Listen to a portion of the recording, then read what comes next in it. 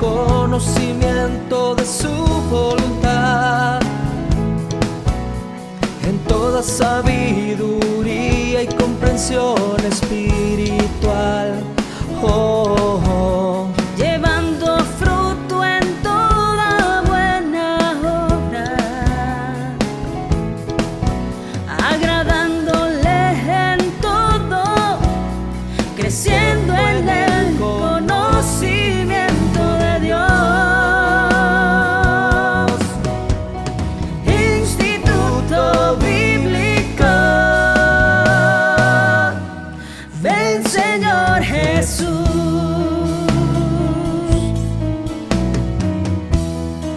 Estableciendo la cultura del reino con la palabra de Dios, instruyendo nuevos discípulos. Instituto Bíblico, ven Señor Jesús. Hola, bendiciones, amados hermanos. Aquí te saluda el pastor Juan Carlos Lima. Y qué bueno que te hayas conectado a la lección número 10 de este curso que le hemos titulado Discipulado 1. Hoy vamos a ver bastante con respecto a la adoración. Así que te invito, por favor, no te pierdas este curso. Cada una de estas clases las hemos diseñado con el enfoque hacia el discípulo del Señor. ¿Cómo podemos nosotros presentarnos el día de hoy delante de nuestro Señor? De eso se va a tratar esta clase. Y cada una de las clases que has tenido en este curso, te das cuenta que tiene que ver con el discípulo, ¿verdad? Cómo dar un mejor servicio como discípulo, cómo ser un mejor adorador. Eso es lo que vamos a ver el día de hoy. ¿Qué te parece si comenzamos con una oración y le pedimos al Señor que bendiga el día de hoy nuestra clase? Amén.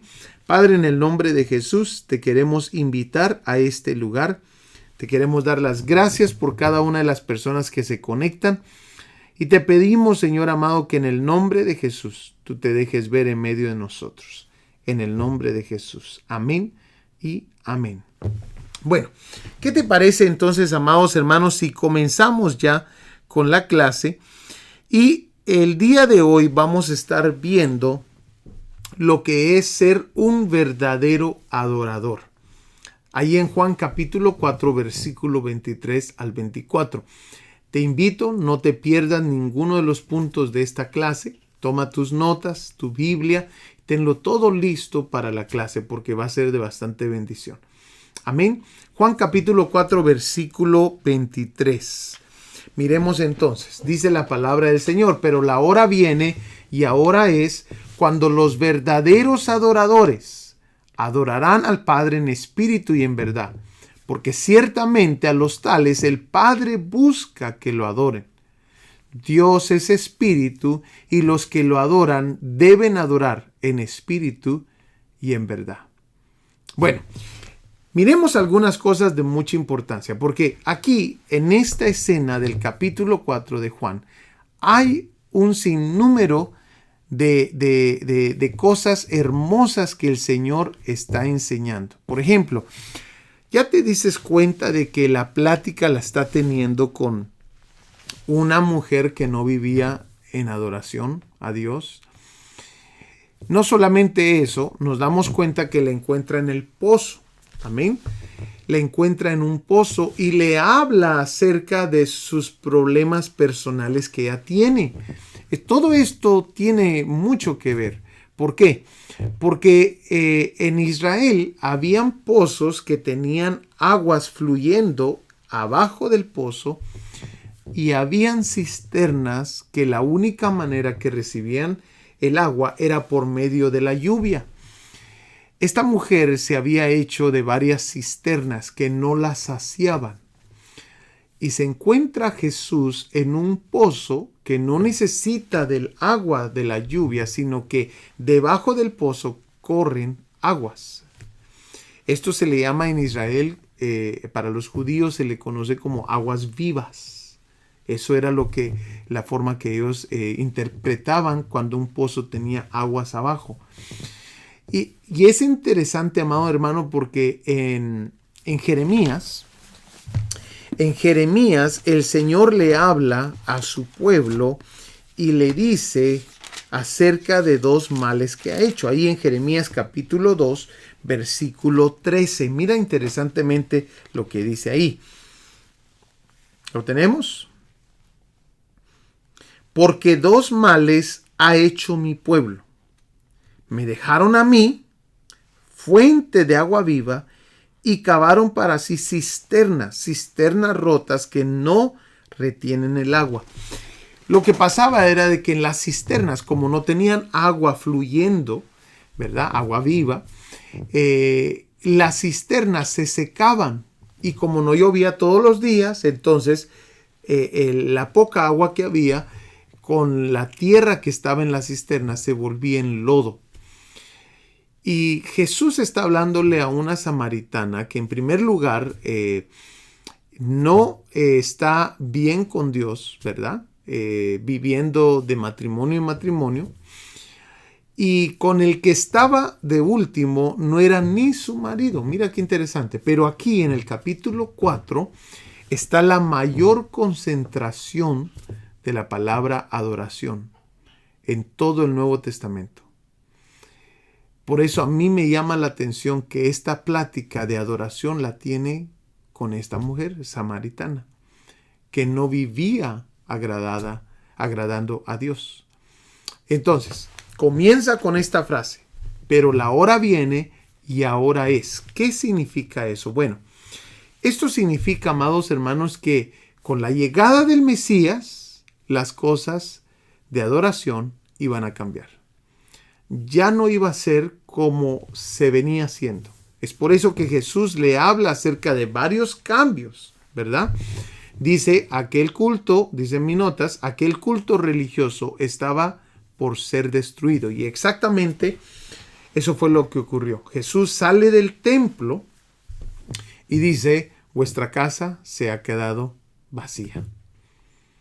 En el año 70, como ya sabemos, vino la destrucción de ese templo donde se hacía ese culto que para Dios le fue desagradable. Y desde ese entonces, esa casa que quedó vacía no se ha vuelto a reconstruir. El día de hoy lo único que queda de memoria es el muro de los lamentos. Entonces, esta escena que nos está dando Jesús aquí es de mucha importancia. Vamos a ver qué más cosas podemos encontrar aquí. Después nos habla Jesús acerca de verdaderos. Y esta palabra verdaderos es la palabra aletinos en griego, que significa verdadero, verídico, auténtico, franco, sincero, digno de confianza. Démonos cuenta, amados hermanos, de que no está hablando de perfectos. Está hablando de gente sincera, auténtica, franca. Mira qué interesante. No está hablando de gente perfecta. Todos vamos a tener nuestros errores y nuestros pecados diarios. Pero eso no nos pone en una posición que no podamos ser verdaderos adoradores. Y eso es algo muy importante, porque esa palabra nos deja claro que nosotros debemos de vivir una vida sincera delante de Dios, auténtica delante de Dios. Entonces ahora, la segunda palabra que nos habla ahí Jesús es la palabra adoradores, que en griego es proskunetes, la palabra que usan ahí. Y la palabra proskunete simplemente significa adorador, es lo que significa. Pero cuando vamos a estudiar la raíz que compone esa palabra proskunetes, nos damos cuenta que se compone de dos palabras. Amén, que miras ahí en la definición. La raíz viene de la palabra proskuneo. Y me llama la atención cómo se define esa palabra. La palabra proskuneo, ahí la definición la encuentras en el paréntesis. Te lo voy a marcar aquí. Y significa besar como el perro lame la mano del amo. Mira, a tal grado es la adoración. También significa postrarse en homenaje, hacer reverencia a, y también significa adorar. Postrarse, reverencia, suplicar. Qué interesante, ¿verdad? Entonces, Esa es la definición de esta palabra proskuneo. Amén. Esto nos habla, amados hermanos, de que en la vida cristiana debemos vivir una vida rendida. Y marca la palabra rendida, porque eso es una vida rendida a Dios. ¿Por qué? Porque le agregaron la palabra verdaderos adoradores. La palabra verdaderos es alguien sincero, alguien auténtico. Alguien auténtico debe ser auténtico todo el tiempo. Y la palabra adorador o adoradores viene de la palabra proskuneo, que tiene que ver con reverencia, postrarse, adorar. Quiere decir, amado hermano, que el cristiano verdadero debe tener una vida rendida a Dios en todo tiempo. Ahora, nos dice también que es en espíritu y verdad. Y esto es de mucha importancia, porque a veces nos quedamos solamente con verdaderos, ¿verdad? El ser verdadero tiene mucha importancia también, porque eso también nos deja claro de que hay falsos. Pero aquí vamos a hablar hoy de los verdaderos. Pero esto de espíritu y verdad nos deja claro, amados hermanos, que la adoración debe de ser espiritual. La adoración debe de tener el ingrediente espiritual y no solamente el físico o material. Tú puedes levantar las manos, pero si no le agregamos el ingrediente espiritual, ¿para qué levantamos las manos? Es más, amado hermano, ese es el culto que el Señor detestó en el Antiguo Testamento. Vayamos rápidamente a Isaías, capítulo 1, versículo 15. Démonos cuenta que nos está enseñando Jesús varios puntos muy importantes. En espíritu y verdad. Significa que la adoración debe de tener el ingrediente espiritual y no solamente el físico o el material. Miremos por favor ahí en Isaías capítulo 1 versículo 15, donde dice: cuando extendáis vuestras manos, yo esconderé de vosotros mis ojos. Asimismo, cuando multipliquéis la oración, yo no oiré. Llenas están de sangre vuestras manos. ¿Qué es lo que pasó? Ellos asesinaban a gente, los israelitas, es lo que está hablando aquí, asesinaban al pueblo de Dios, asesinaba gente y llegaba al culto a decir salvos somos. Lo estoy sacando de Jeremías capítulo 7.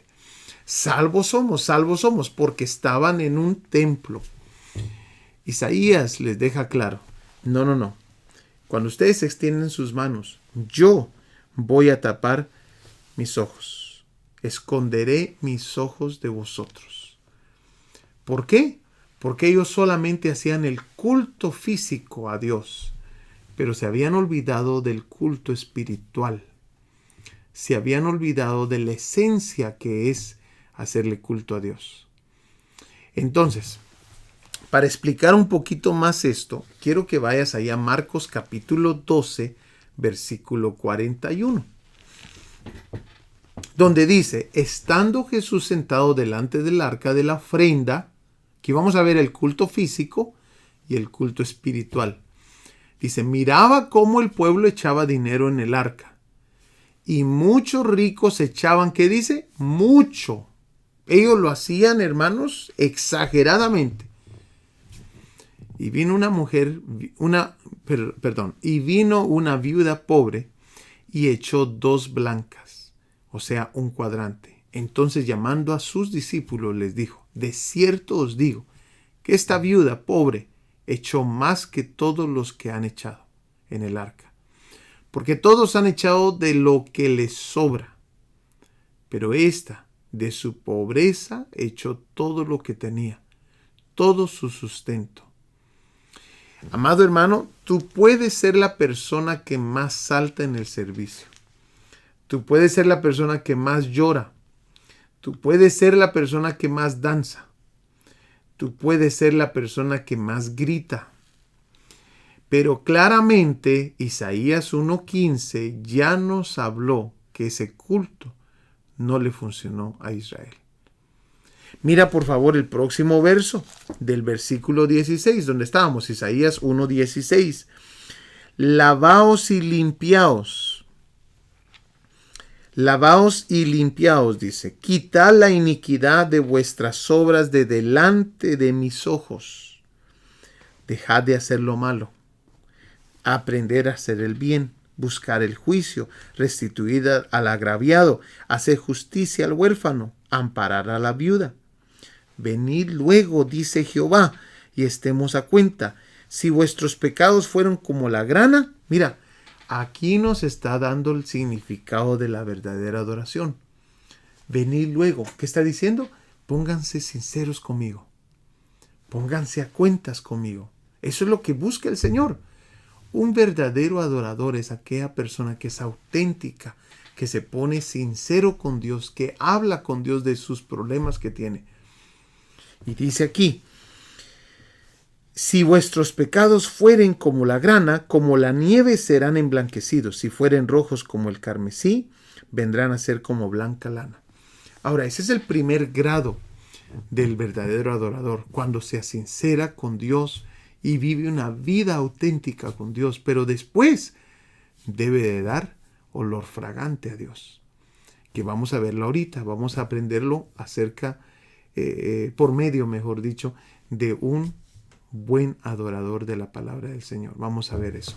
Vayamos rápidamente a lo que es Isaías, capítulo 29, versículo 13, donde dice, dijo entonces el Señor, por cuanto este pueblo se acerca a mí con sus palabras, estamos en Isaías, el mismo que está dejándole saber cómo está el culto de ellos delante de Dios, dice, se acerca a mí con sus palabras y me honra con sus labios. ¿Pero qué dice?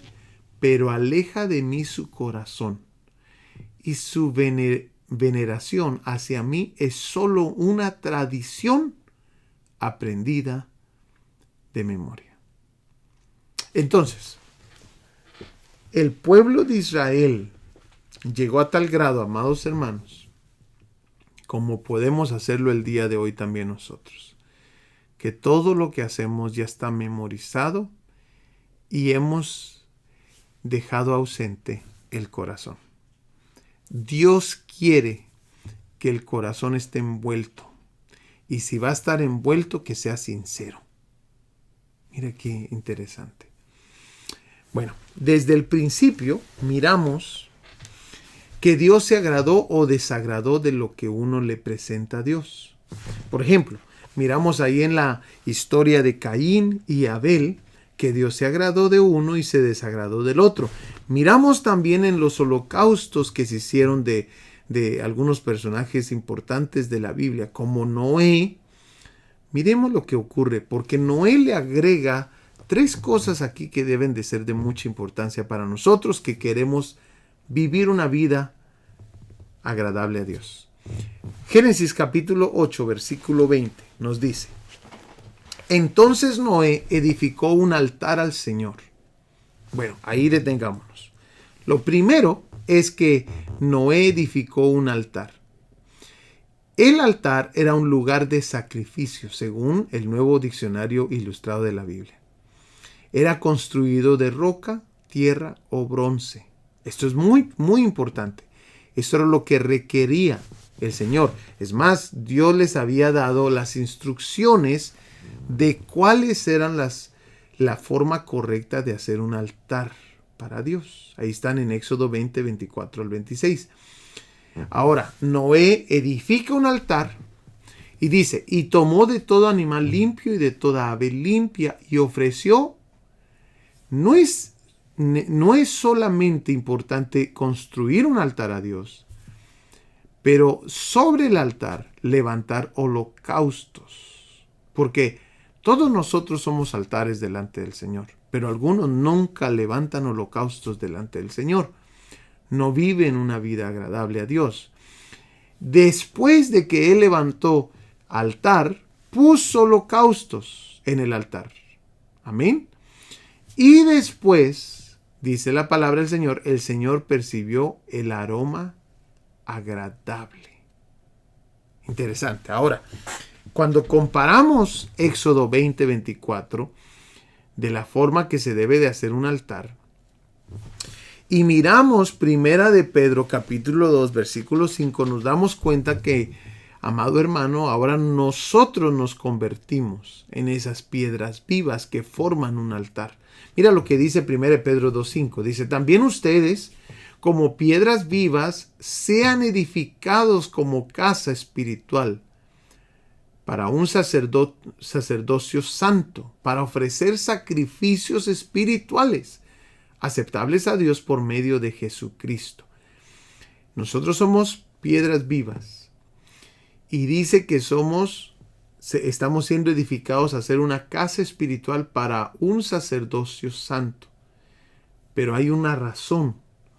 La razón es para ofrecer sacrificios espirituales aceptables a Dios. No es suficiente con ofrecer sacrificios. El día de hoy, la Biblia nos muestra que nosotros debemos de presentarnos delante de Dios como un sacrificio vivo y agradable. Romanos capítulo 12, versículo 2. Romanos 12:2. Pero eso no es suficiente. Tenemos que ser, aparte de nosotros ofrecernos como sacrificios, tenemos que ser aceptables, santos.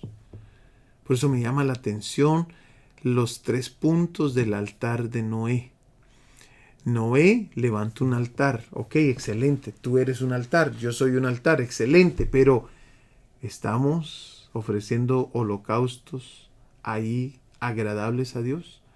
Y si lo estamos haciendo, entonces se levanta un aroma agradable a Dios.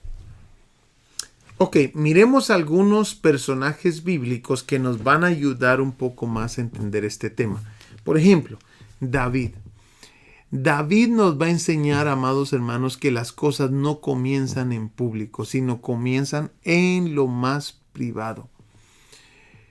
Amado hermano, tú puedes seguir no teniendo una relación con Dios en tu casa, en tu intimidad, y seguir viniendo a los cultos pensando de que esa es la forma correcta. Pero te vas a chocar con la realidad de que Dios le gusta las cosas en privado y después en público. Mira por favor este versículo. Oh Señor, de mañana oirás mi voz, de mañana presentaré mi oración a ti y con ansias esperaré. David se concentraba en buscar al Señor de mañana, en lo privado. Dice el Salmo 51, versículo 6, en verdad, tú amas al corazón sincero, y en lo íntimo me has dado sabiduría. Ahora, hay personajes de la Biblia que lo hicieron al revés, y mira cómo no les funcionó. No seamos como Saúl, dice aquí esta nota. Saúl buscaba ser honrado en público, pero él no honraba a Dios. Mira por favor, 1 Samuel capítulo 15, versículo 30. Dice, Saúl respondió, he pecado, pero te ruego que me honres ahora delante de los ancianos de mi pueblo y delante de Israel, y que regreses conmigo para que yo adore al Señor tu Dios. Él no fue como David. En 2 Samuel está la historia de cómo David, cuando Dios confronta su pecado, 2 Samuel, nos damos cuenta que David viene en el capítulo 12, nos vamos a dar cuenta, miremoslo aquí, 2 Samuel, capítulo 12, nos vamos a dar cuenta en el versículo 13, mira lo que ocurre, mira la forma muy diferente de David y de Saúl. ¿Por qué? Porque David estaba acostumbrado a tener una relación con Dios, mientras que Saúl no. Por eso cuando él peca, lo primero que piensa es, no me vayas a avergonzar delante del pueblo. te ruego que me honres ahora delante de los ancianos de mi pueblo y delante de Israel, y que regreses conmigo para que yo adore al Señor tu Dios. David no pensó así. Mira lo que pensó David. Dice el versículo 13. Entonces dijo David a Natán.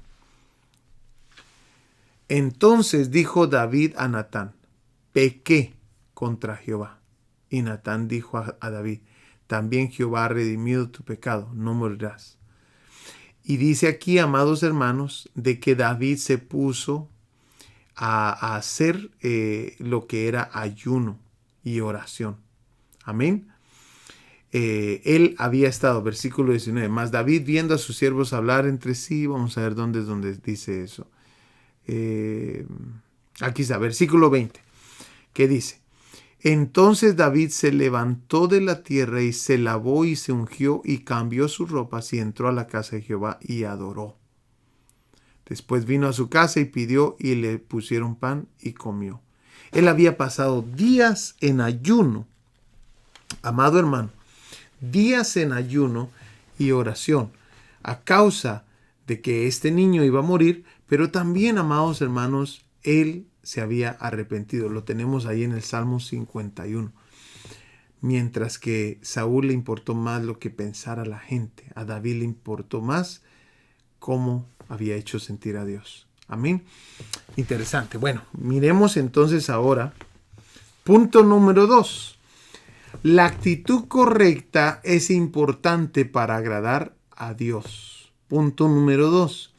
Es importante tener la actitud correcta. Para nosotros ser un olor fragante a Dios en nuestro diario vivir, la actitud es de mucha importancia. Primera de Crónicas 21:24 dice, pues no te voy a quitar lo tuyo para dárselo al Señor y ofrecerle un holocausto que no me haya costado nada. De esta manera David le pagó a Ornán por aquel lugar. Él estaba buscando un terreno que tenía, donde tenía que ofrecerle un holocausto al Señor. ¿Y qué pasó? Ornán no le quería cobrar por el lugar. Y David dijo, no, cóbrame el lugar. Cóbrame el campo, porque yo no le voy a ofrecer a Dios algo que no me haya costado nada. Esta es una actitud correcta. Cuando le vamos a dar algo a Dios, démoselo con bien, démoselo con todo. Dice después, y allí construyó un altar al Señor y ofreció holocaustos y sacrificios de reconciliación. Y si tú pensabas de que Elías era el único que había hecho descender fuego del cielo, te equivocas. Habían varios personajes de la Biblia que habían hecho descender fuego del cielo sobre su altar. ¿Cómo lo hicieron? Agradando a Dios. Dice, luego invocó al Señor y Él le respondió, enviando ¿qué? Fuego desde el cielo sobre el altar del holocausto. Esto es de mucha importancia. Los altares que agradan a Dios, Dios manda fuego. El día de hoy nosotros podemos ver que algunas iglesias tienen fuego y otras se quedaron sin fuego. ¿Cuál es la diferencia? Cuando tú estás agradando a Dios y tu vida es agradable a Dios, puede estar sentado las otras personas al lado tuyo. Y si tú no estás agradando a Dios, esas personas las vas a ver encendidas en el fuego de Dios y tú te vas a ver seco. Eso, y algunos dicen de que eso fue exactamente la forma que Caín supo que su holocausto no le había sido agradable a Dios. Porque en ese entonces se cree, los historiadores creen, de que el fuego era la forma de ver que algo le había sido agradable a Dios. Aquí lo tenemos en David. Dice que Dios envió fuego del cielo sobre el altar del holocausto que él había hecho. Pero date cuenta que su actitud de David fue muy, muy importante. Miremos entonces qué más. Deuteronomio capítulo 16, versículo 16 ya nos dice, no se presentarán con las manos vacías delante del Señor. Cada hombre dará lo que pueda, de acuerdo con la bendición que el Señor tu Dios te haya dado. Entonces, aquí hay algunas reglas que tenemos que aprender. No te presentes a Dios con manos vacías. No le traigas a Dios las sobras, lo aprendimos de la viuda. No le traigas un sacrificio cansado. No le traigas a Dios un sacrificio enfermo. Amén. La tercera cosa que vamos a aprender es: busca y conoce lo que debes sacrificar en tu altar para Dios. La Biblia es clara. Mira por favor, Salmo 51:17 dice: los sacrificios de Dios son el espíritu contrito, al corazón contrito y humillado, oh Dios, no despreciarás. Salmo 50:14 dice: sacrifica a Dios alabanza, o sea que la alabanza también puede servirnos de sacrificio. Sacrificia a Dios alabanza y paga tus votos al Altísimo, e invócame en el día de la angustia, te libraré y tú me honrarás. Ahora, quiero dejar bien claro que nada de esto sería aceptable si el sacrificio de Jesús no hubiera sido. Es más, tú puedes apartarte del Señor y ya no reconocer, o gente que no reconoce a Jesús como el Cordero de Dios que quita el pecado. Ellos pueden estar haciendo hasta mejor que nosotros en oración, en alabanzas, pero eso no lo acepta Dios, porque la única forma que Dios lo acepta es por medio del sacrificio de Jesucristo. Eso nos lo mostró ahí Pedro, ¿te recuerdas en el versículo que leímos? Ahora, mira Salmo 50:23. El que ofrece sacrificio de acción de gracias me honra, y al que ordena bien su camino le mostraré la salvación de Dios. Mateo 26:6 nos muestra una historia muy importante, la historia del nardo puro, ¿verdad? De aquella mujer que empapó sus cabellos y los pies de Jesús con un nardo puro para limpiar los pies de Jesús, ¿verdad? Y démonos cuenta, amados hermanos, que lo valioso no era el frasco de alabastro, sino el nardo puro. Pero para que saliera lo valioso, se tenía que quebrar el frasco. Aquí hay una lección muy interesante, porque a veces nosotros no queremos quebrantar el corazón. Y sin el corazón quebrantado, el nardo no sale. Nosotros, amados hermanos, debemos, cuando ofrecemos algo a Dios, incluir este punto de mucha importancia. ¿Qué dice? Los sacrificios de Dios son el espíritu contrito. Al corazón contrito y humillado, oh Dios, no despreciarás. El ejemplo está nuevamente en esta mujer. Simón tenía a Jesús en su mesa y casa, pero no sacó perfume. Esta mujer probablemente, no sé si fue invitada a la casa de Simón, pero ella sí traía el perfume y lo traía desde lejos y lo derramó. Pero tuvo que quebrar ese frasco de alabastro. Era la única forma de que ese perfume saliera. Entonces, en este mismo punto nos vamos a dar cuenta de que la historia de Caín y Abel nos enseñan ese mismo principio. ¿Cuál es el principio? Busca y conoce lo que debes de sacrificar en tu altar para Dios. Dice aquí, amados hermanos, al transcurrir el tiempo. Quiere decir que al principio probablemente no fue así. Dice, Caín trajo al Señor una ofrenda del fruto de la tierra. No dice lo mejor, dice una ofrenda.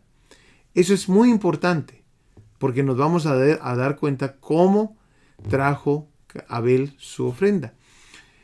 También Abel, por su parte, trajo de los primogénitos de sus ovejas. O sea, él sí trajo lo mejor. Y de la grasa de los mismos. El Señor miró, y aquí está, muy importante, el Señor miró con agrado a Abel y su ofrenda, pero no miró con agrado a Caín y su ofrenda. Caín se enojó mucho y su semblante se demudó. La vida de la persona va de la mano con lo que presenta. Queremos que fuego de Dios caiga sobre nuestra vida. ¿Qué le estás presentando a Dios? No hay de otra manera. Esto es lo que a Dios le agrada y lo estamos viendo en la palabra del Señor. Ahora, en la mujer samaritana, también el Señor nos va a enseñar varias cosas. Por ejemplo, esta mujer sostenía malos conceptos de la adoración que Jesús va a arreglar, va a corregir. Hablaba de adoración, pero vivía una vida en desorden. Segundo, ella pensaba que era en algún lugar en específico donde se levantaba adoración a Dios. Hay gente que así vive, amados hermanos, que en la calle ni lo conocen de cristiano, pero en la iglesia hasta con corbata llega. Yo no tengo nada en contra de las corbatas, yo uso corbata. Pero no podemos creer que la adoración a Dios es en un lugar específico. Estamos aprendiendo que comienza desde lo más íntimo y tiene que cubrir toda la vida de uno. Toda la vida de uno debe de ser adoración, cuando nadie nos está viendo. Amén. Ella pensaba que solamente en un lugar específico, y Jesús la corrige y le enseña que el Padre busca adoradores en espíritu y en verdad. Amén. Miremos entonces qué otro punto. Esperaba la venida del Mesías, pero no se preparaba para la venida del Mesías. Jesús le enseña que la adoración es un estilo de vida agradable a Dios. La adoración debe de ser en espíritu y verdad. Y le enseña que el Padre busca verdaderos adoradores. Punto número 4, y este es el último punto. No adores a Dios solo cuando te va bien. Hazlo en todo tiempo. Salmos 34:1 dice: bendeciré al Señor ¿en qué? En todo tiempo. Continuamente estará su alabanza en mi boca. En el Señor se gloriará mi alma, lo oirán los humildes y se regocijarán. Engrandezcan al Señor conmigo y exaltemos a una su nombre. Debemos adorar a Dios y alabar a Dios cuando estamos en escasez, cuando estamos en riquezas, cuando hay enfermedad, cuando nos quitan el trabajo, cuando hay problemas, cuando Dios nos da, cuando Dios nos quita, cuando hay salud, cuando hay enfermedad. Amado hermano, hay que adorar a Dios en todo tiempo. A David, cuando escuchó de que el niño había muerto, dice que él entró y adoró a Dios. Y comió. Pero date cuenta que adoró. Job, cuando murieron sus hijos, te das cuenta que dice, se postró a tierra y adoró. Es muy difícil esto, pero es necesario. El único beneficiado de la adoración somos nosotros. Cuando nosotros adoramos a Dios y Él se agrada de nuestra adoración, Él nos bendice, porque Él se agrada. Si nosotros decidimos no adorarle, Él sigue siendo Dios. Entonces, amado hermano, los beneficiados de adorar a Dios somos nosotros, porque Él de su bondad nos da de su presencia, de su amor, nos libra de todo mal y nos provee para nuestra casita. Qué importante eso. Salmos 57, 8 y 9 dice: despierta, alma mía, despierta, salterio y arpa. Me levantaré de mañana. Te alabaré entre los pueblos. Oh Señor, cantaré de ti entre las naciones. Este salmo, dicen los estudiosos, que David lo escribió cuando estaba siendo perseguido por Saúl. Si tú y yo hubiéramos escrito un salmo en el tiempo que estamos siendo perseguidos, no hubiera sonado como esto. David, en medio de la persecución, le pedía a su alma que tenía que alabar a Dios. Le pedía a su alma que se tenía que levantar y adorar a Dios. Amado hermano, en estos tiempos es de mucha importancia que nosotros aprendamos estos principios de la adoración. Porque ahora es cuando más se necesita la presencia de Dios. Ahora es cuando más se necesita de su Espíritu Santo. Y amado hermano, esta enseñanza te va a ayudar a llegar a ser un verdadero adorador. Agarra los principios de esta enseñanza. Que Dios te bendiga, amados hermanos. Te espero para la lección número 11 la próxima semana. Espero de que estos cursos te estén siendo de mucha bendición. Por favor, déjanos un like en el video para ayudarnos a crecer a más personas. Que Dios te bendiga, te amamos y te esperamos la próxima semana. Nos vemos, saludos. Estableciendo la cultura del reino con la palabra de Dios, instruyendo nuevos discípulos. Instituto Bíblico Ven Señor Jesús.